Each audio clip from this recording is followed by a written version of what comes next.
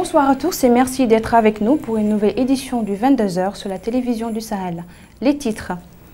Wade, l'ex-président du Sénégal, fait face à des accusations de malversation.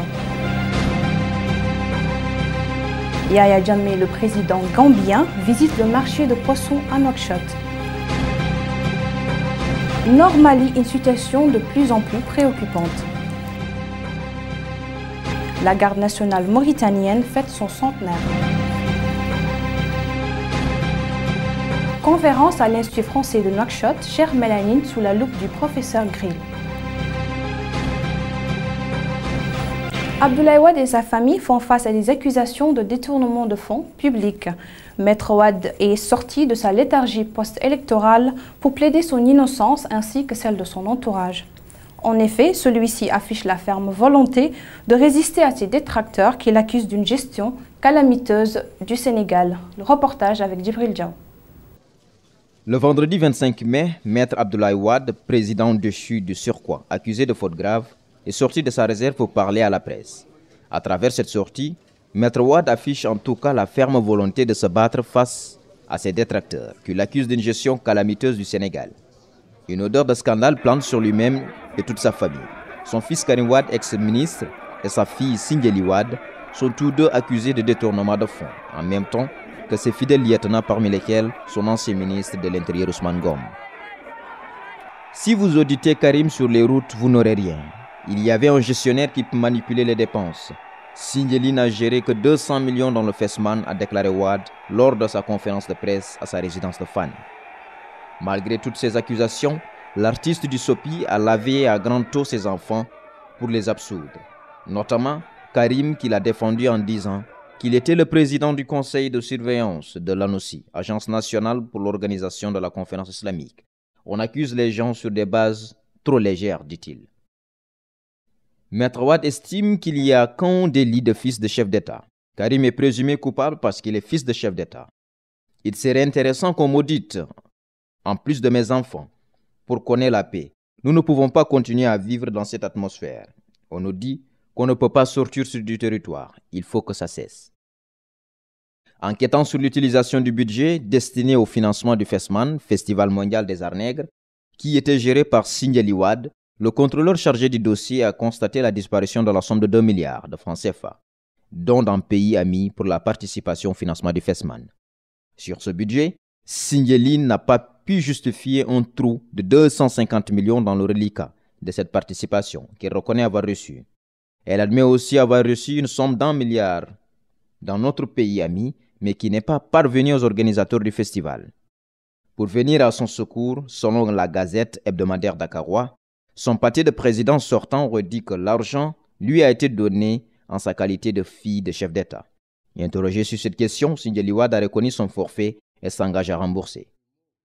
On rappelle également qu'avant la révélation des dysfonctionnements et des malversations par plusieurs audits publics, l'affaire annoncée a fait un tel tollé que même le président de l'Assemblée nationale à l'époque, Macky Sall, un des ténors du parti de Wade, avait tenté de convoquer Karim devant les députés pour s'exprimer sur le retard accumulé et sur l'opacité de la gestion.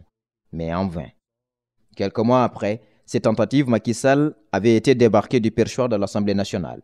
Abdoulaye Wade sacrifia-t-il ainsi l'un des héritiers politiques pour protéger son fils après cet épisode de l'ANOCI dont le slogan prémonitoire était « En route vers le sommet ». Alors aujourd'hui, le slogan de Macky Sall, nouveau président investi, est « Wade en route vers la justice et la chute ». Le président gambien Yaya Jammeh, en visite officielle en Mauritanie, s'est rendu au marché des pêcheurs. Cette visite a permis aux pêcheurs et aux mareyeurs de faire part de leurs difficultés, notamment face à une montée des prix du gasoil. Reportage de Babacar Ndiaye. Ils attendaient le président de la République, ils ont eu celui de la Gambie, Yaya Jammeh. Sous le soleil devant leur banderole, ils ont tenu à être là pour marteler leurs difficultés, mais surtout leurs inquiétudes au ministre des Pêches et de l'économie maritime, Arzevna Ould Eye. Et c'est des problèmes qui sont extrêmement coûteux, qui sont assez lourds, que nous sentons depuis un certain temps. Dans un premier temps, c'est celui des concurrenciers étrangers et ça ne rapporte aucun avantage au marché par rapport à cette concurrence qu'ils font. Ensuite, la cherté des produits que nous utilisons. Par exemple, l'essence qui est très chère, la glace que nous utilisons, et ça va jusqu'aux pêcheurs qui sont en mer parce qu'ils dépendent de nous et nous dépendons de ces produits que nous utilisons. Sur toutes ces questions, mareyeurs comme pêcheurs attendent des réponses concrètes de la part de leur ministère de tutelle. Cette visite du président gambien aura tout de même permis aux professionnels du secteur de la pêche de se faire entendre en attendant des lendemains qui chantent.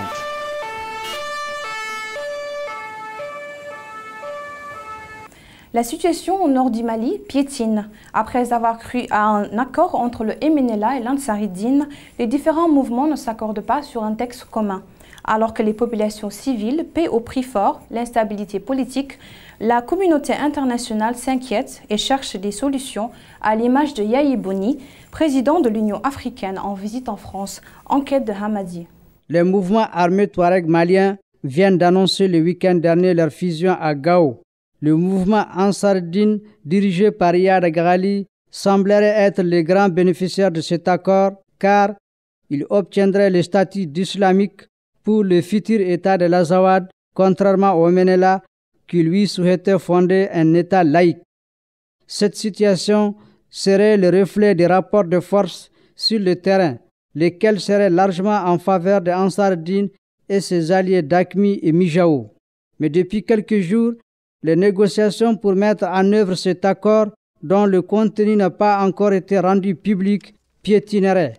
En dépit des efforts déployés par le MNLA pour dissiper aux yeux de l'opinion publique internationale les contraintes suscitées par cette fusion, en annonçant sa démarcation de l'islamisme, prôné fermement par Ansar-Din et ses alliés, dont Aqmi, dans cette région en convulsion, l'activité diplomatique de ces derniers jours laisserait croire à une réelle volonté de la communauté internationale de s'engager dans la recherche d'une solution définitive à la crise. Au Mali, les institutions de la République sont toujours paralysées suite à l'agression physique dont a été victime le président par intérim, M. Djankounda Traoré.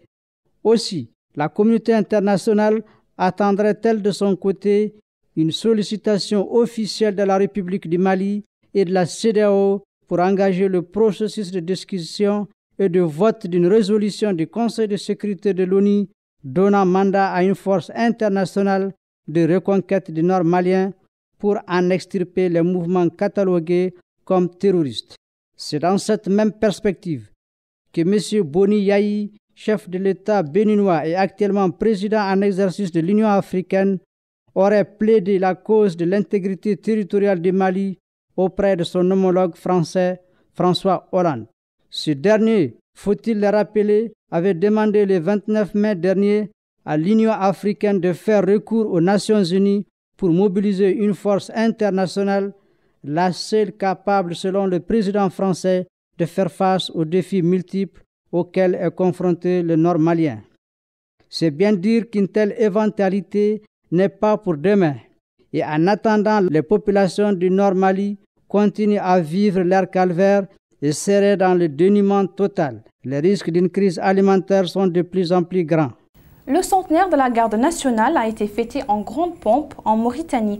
À Nouakchott, un défilé militaire a rendu hommage à ces hommes intrépides qui veillent jour et nuit sur le territoire national. Babacar Ndiaye.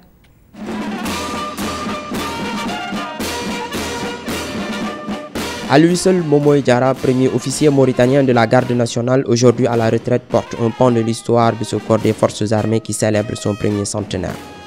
À ses côtés, d'autres retraités qui ont rendu de glorieux et loyaux services à la nation, que Mohamed Ould-Boylil, ministre de l'Intérieur et de la décentralisation, a tenu à marteler. La garde nationale a été et demeure un outil précieux au service de l'administration pour asseoir l'autorité de l'État, contribuer à la sécurité des personnes et des biens et à la défense de l'intégrité territoriale et de la souveraineté nationale. Le gouvernement s'attelle à la mise en œuvre des moyens nécessaires en vue de renforcer les capacités opérationnelles des forces armées et de sécurité, en vue de relever les défis qui nous interpellent tous. Terrorisme, trafic de drogue, banditisme, immigration clandestine, Ce sont autant de préoccupations qui interpellent de plus en plus la garde nationale, au même titre que l'armée et la gendarmerie nationale. La garde nationale a toujours été et demeurera au service de l'État. Ces unités se préparent en permanence à relever les multiples défis sécuritaires qui nous interpellent et qui sont accentués par un environnement imprévisible et une mondialisation galopante. Cela exige de nous plus de professionnalisme et d'abnégation dans l'exercice quotidien de nos missions. Un siècle après sa création, la garde nationale continue à contribuer à la consolidation de l'état de droit, au développement économique et social du pays. Cheikh Melaynine s'est rappelé au bon souvenir du public de l'Institut français de Mauritanie. Le professeur émérite Denis Grill, qui lui a consacré une bonne partie de ses recherches, est venu partager la quintessence avec un public déridus. Le point avec Anissa Tahar. Cheikh Melaynine sous la loupe du professeur Grill. Le professeur émérite Denis Grill, membre de l'Institut de recherche sur le monde arabe et musulman de Paris, a tenu une conférence le mardi 29 mai 2012 à l'Institut français de Mauritanie sur le sujet Cheikh Melaynine, savant et maître spirituel. J'ai lu le principal traité de Melaynine, donc un peu de ce point de vue, le Na'at el-Bidayat wa Tawsif el-Nihayat. Je reviendrai sur le titre et sa traduction. Et en me posant deux questions, de ce point de vue-là, le spécialiste de quelqu'un qui travaille sur le soufisme mais à d'autres périodes et dans d'autres contextes, dans quelle tradition d'écriture et de sa pratique, et de l'autre, la vie mouvementée de son auteur, son rôle social et son engagement politique. La recherche du professeur Grill porte sur l'histoire de la spiritualité en islam, plus précisément sur l'œuvre d'Ibn al-Arabi, d'où son intérêt pour Cheikh Melaynine. Denis Grill s'intéresse plus particulièrement aux ouvrages de cet érudit mauritanien sur le soufisme et dont la dimension intérieure n'est pas sans relation avec la dimension extérieure et politique de leur auteur. Les œuvres de Cheikh Melaynine témoignent de sa vaste culture religieuse et de son aura intellectuelle. Ce grand maître du soufisme est aussi connu comme un fervent adversaire des Français lors de la colonisation française en Mauritanie, de la fin du 19e siècle et au début du 20e siècle. Fils de l'initiateur d'une branche de la Qadiriya, un des grands courants soufistes, Cheikh Melaynine a fondé la ville de Smara dans l'actuel Sahara occidental. Il a eu une grande influence auprès de ses contemporains. Rappel des principaux titres. Wade, l'ex-président du Sénégal, fait face à des accusations de malversation. Yaya Jammeh, le président gambien, visite le marché de poissons à Nouakchott. Nord Mali, une situation de plus en plus préoccupante. C'est la fin de cette édition. Merci de nous avoir suivis et merci à toute l'équipe de Sahel TV. À très bientôt.